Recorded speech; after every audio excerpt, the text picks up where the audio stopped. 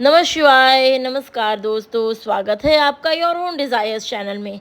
आज हम बात कर रहे हैं जीवित पुत्रिका व्रत के बारे में। इस वीडियो में हम आपको जीवित पुत्रिका व्रत की कथा बतलाएंगे। दोस्तों, जीवित पुत्रिका व्रत को जितिया भी कहा जाता है।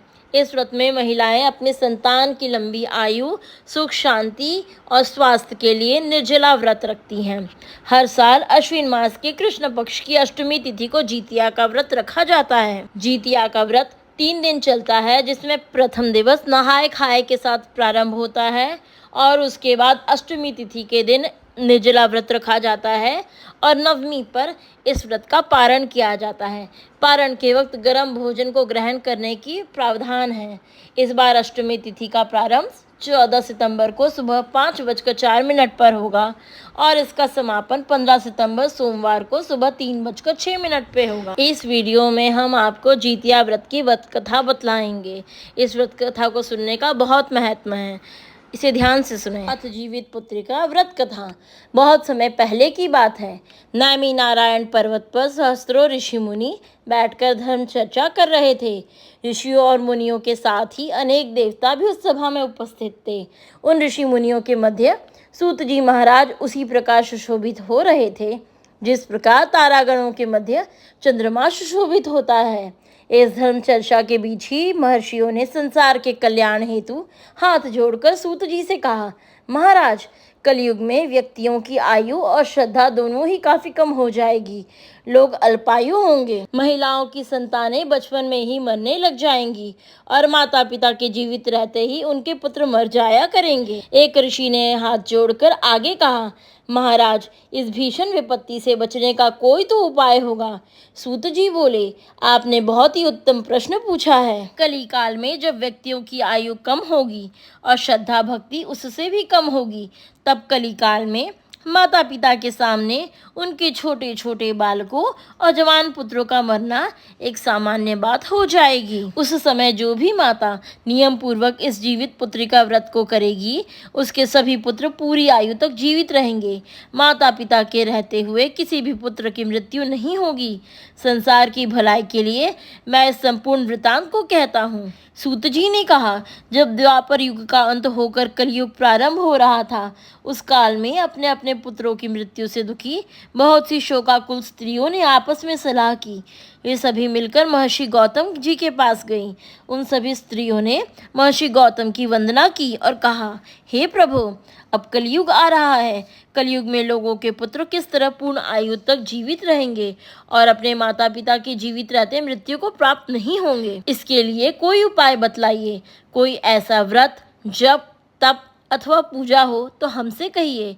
गौतम जी ने कहा, मैं आपको एक प्राचीन वृतांत सुनाता हूँ, ध्यानपूर्वक सुनिए। महर्षि गौतम बोले, महाभारत का युद्ध समाप्त हो जाने के बाद एक रात्रि में द्रौपदी के 5 सोते हुए पुत्रों की द्रोणाचार्य के पुत्र अश्वत्थामा ने हत्या कर दी थी।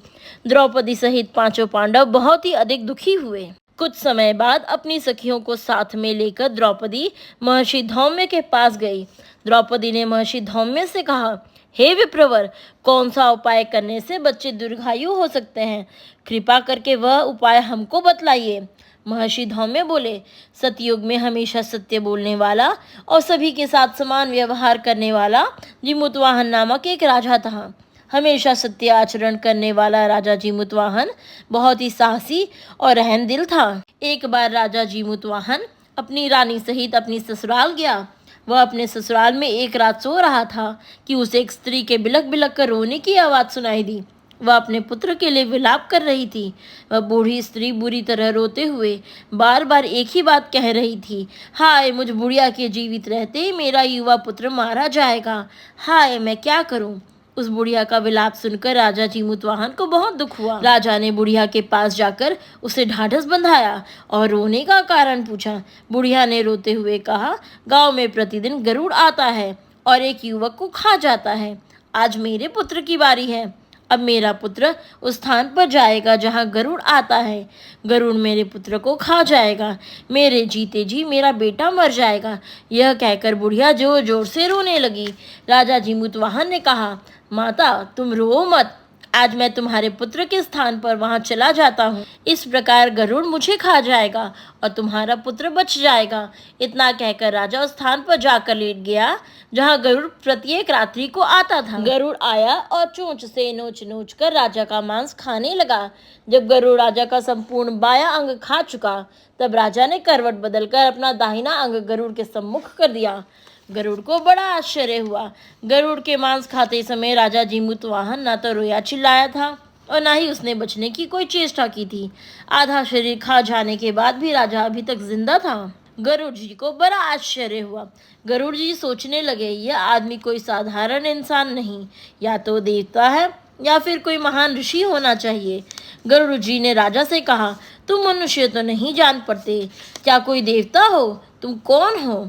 अपना नाम, कुल और निवास स्थान आदि बतलाओ। पीड़ा से व्याकुल राजा जीमूतवाहन ने कहा, पक्षीराज, आपके ये प्रश्न व्यर्थ हैं। आप अपनी इच्छा अनुसार मेरा मांस खाइए और अपनी भूख मिटाइए। यह सुनकर गरुड़ जी को और भी अधिक आश्चर्य हुआ। गरुड़ जी ने अपने चमत्कार से राजा के शरीर को पूरा कर दिया। अब राजा जीमूतवाहन पहले से भी अधिक स्वस्थ और सुंदर युवक बन गया था। अब गरुड़ जी ने आदर पूर्वक राजा से उसका परिचय एक बार फिर पूछा। राजा जीमूतवाहन बोला, हे गरुड़ देव, मेरा नाम जीमूतवाहन है। मेरे पिताजी का नाम महाराज शालीवाहन और माता का नाम महारानी श्राव्य है। हम सूर्यवंशी क्षत्रिय हैं। यह सुनकर गरुड़ जी ने कहा, हे राजन, मैं तुम्हारी दयालुता और त्याग की भावना देखकर बहुत प्रसन्न हूँ। तुम मुझसे कोई भी मनचाहा वरदान मांग लो। राजा ने कहा, हे पक्षीराज, यदि आप मुझे वरदान देना चाहते हैं तो यह वरदान दीजिए कि आपने अभी तक जितने भी व्यक्तियों को खाया है वे सभी जीवित हो जाएं। अब आगे से आप यहाँ के युवकों को न खाएं और यहाँ उत्पन्न होने वाले सभी बालक लंबी आयु को प्राप्त करें। गरुड़ जी ने तथास्तु कहा और उड़कर नागलोक चले गए। नागलोक से अमृत लाकर उन्होंने खाए हुए व्यक्तियों की हड्डियों के ढेर पर डाल दिया। वे सभी व्यक्ति जिंदा हो गए। राजा जीमूतवाहन अभी भी वहीं खड़े थे। गरुड़ देव जी ने राजा से कहा, मैं आज संसार के कल्याण हेतु एक और वरदान आज दे रहा हूँ। आज अश्विन मास के कृष्ण पक्ष की अष्टमी है। यह अष्टमी सप्तमी रहित और अत्यंत शुभ है। आज तुमने यहाँ की प्रजा को जीवन दान दिया है और मेरे द्वारा खाए गए हजारों युवकों को पुनर्जीवित कराया है। आज से यह तिथि अत्यंत पवित्र और ब्रह्म भाव से युक्त हो गई है। मैं यह अमृत तीनों लोकों द्वारा पूजित भगवती दुर्गा जी से लाया हूँ। भगवती दुर्गा जी के द्वारा दिए गए अमृत द्वारा ही इन सभी व्यक्तियों को जीवन दान मिला है। यही कारण है कि मातेश्वरी दुर्गा जी का नाम जीवित पुत्रिका भी है। गरुड़ जी ने आगे कहा, राजन, आज के बाद इस तिथि को जो स्त्रियां जीवित पुत्रिका माता के रूप में दुर्गा जी की तथा कुशा नामक घास से तुम्हारी आकृति बनाकर दुर्गा जी के साथ साथ तुम्हारी भी पूजा करेंगी, उनका सौभाग्य और वंश निरंतर बढ़ता रहेगा। इस बात में जरा भी संशय नहीं। अपनी बात को स्पष्ट करते हुए गरुड़ जी ने आगे कहा, हे राजा जीमूतवाहन, जिस दिन उदय तिथि अष्टमी हो अर्थात सप्तमी से रहित अष्टमी को ही यह व्रत करना चाहिए। सप्तमी युक्त अष्टमी को यह व्रत करने से इसका कोई फल नहीं मिलेगा। अतः शुद्ध अष्टमी को यह व्रत करके अगले दिन नवमी तिथि में ही इसका पारण करना चाहिए।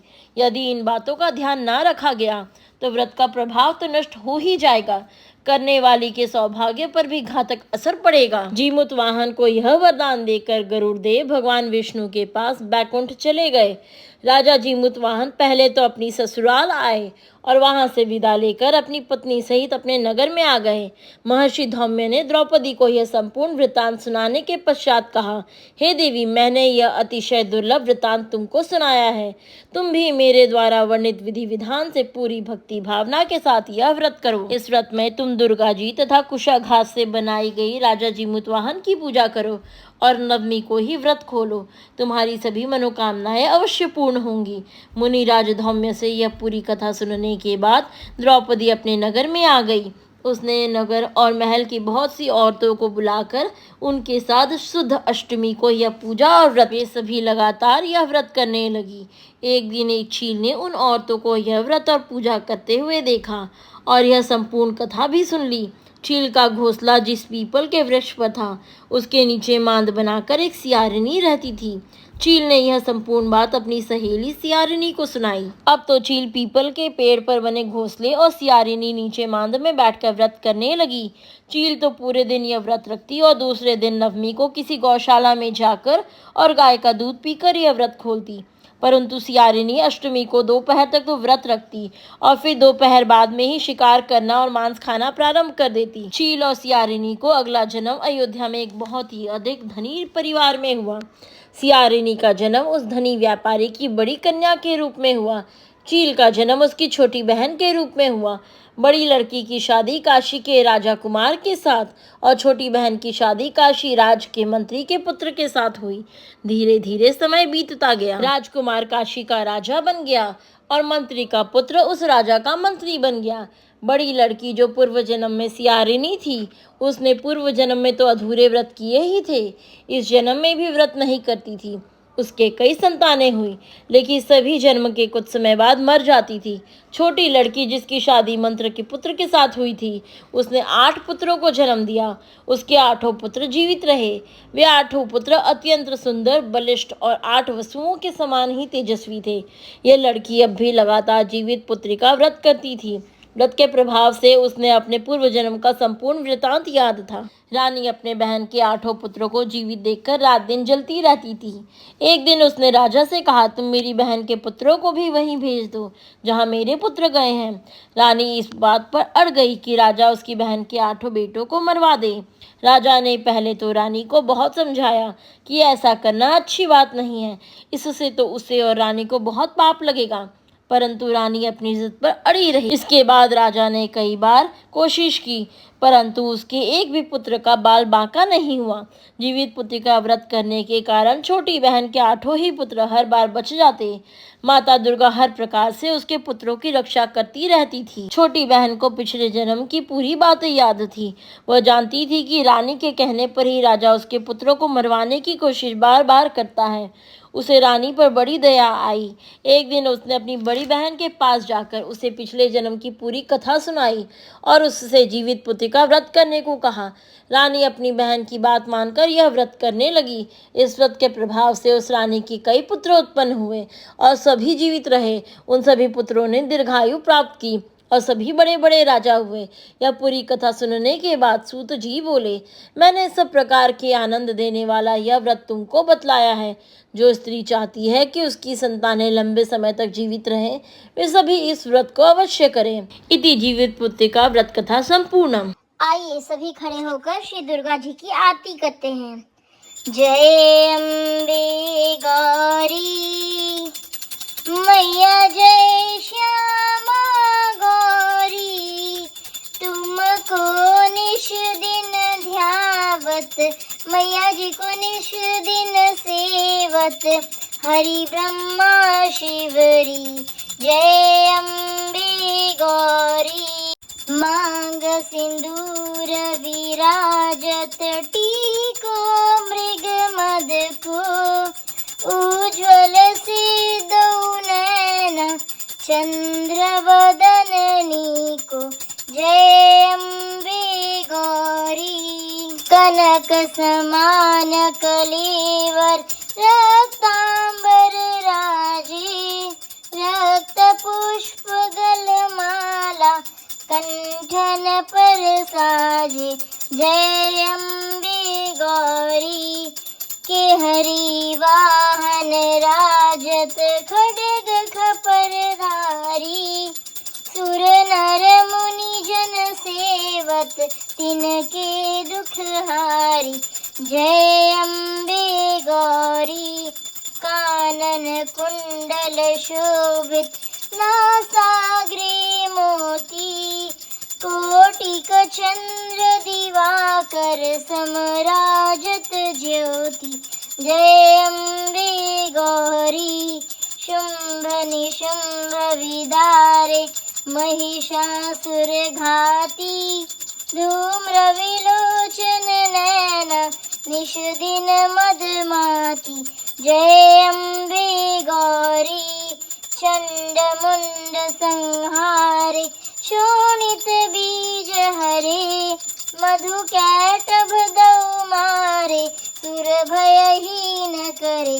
जय अम्बे गौरी। ब्रह्माणी रुद्राणी तुम कमला रानी, आगम निगम बखानी तुम शिव पटरानी।